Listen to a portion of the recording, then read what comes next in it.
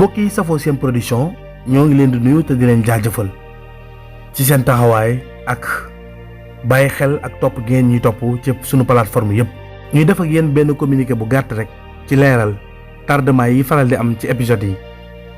waxtu woo xamee ne xëy nañu sunu borom meññu jàmm li ñuy njëkk a def mooy histoire yi nga xam ne bind nañ ko muy histoire yi ñu war a liggéey dinañu dem def enregistrement yi danañu monter image yi ak vidéo bi ngir mu mën a yemb ci anam bu mucc ayib ñu tegal leen ko ngeen seetaan ko ngir mu dolli leen yokk ak njëriñ ndax loolu mooy sunu taxawaay. waaye jafe-jafe dañ koy faral di am ndax bu ngeen dégloo sunu baat xam ne fi mu toll nii baat bi am na soppeeku ndax dañoo xaw a soj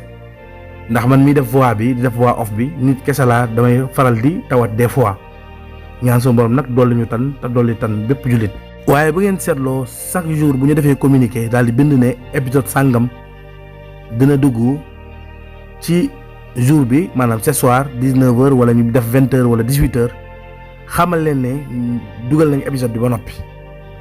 li tax nag épisode bi di retard ba àgg ay 21h wala des fois sax du dugg wala mu dem ba ay minuit yooyu mooy dafay am jafe-jafe réclamation ak YouTube problème technique lay doon su ko defee waaye YouTube dañuy dindi vidéo bi dañuy signaler vidéo bi droit d'auteur. bu ñu ko signaler droit d'auteur ñun dañuy obligé defaraat vidéo bi reproduire ko dugalaat ko changer li nga xam ne moom la YouTube di bañ ci vidéo bi ñu dugalaat ko. léegi nag beneen bi mooy problème technique dañ koy am ak problème bi nga xam ne moo jëm ci wàllu jumtukaay yi ñuy liggéeyee ndax boo xoolee liggéey mel ni volonté la yaay jël ses propres moyens ak ses propres matériel kenn du la jàppale léeg-léeg matériel dina yàqu ngay sooxanteeg moom ba yàlla def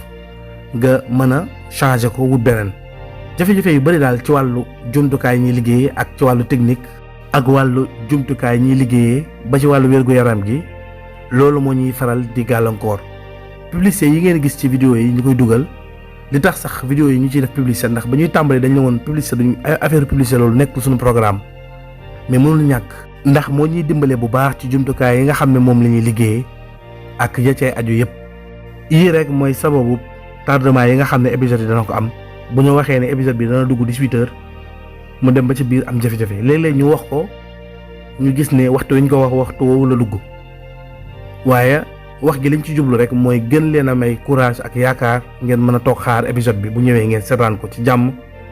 mu jariñ leen te jariñ ñëpp. lii lañ doon weccanteeg yéen ci ay kàddu di leen wax seen production ngir yéen la ak ñun ñoo ko bokk kenn moomu ko ndax njariñ kese la ku ci déglu loo ci jariñoo rek xamale sa njariñ la yaa ko moom. kon ubbil nañ ñëpp itam suñuy buntu ci wàllu partenariat ak social ak lépp loo xam ne lu jëm la ci lu ñuy gën a dimbale ci liggéey bi ci wàllu jumtukaay yëpp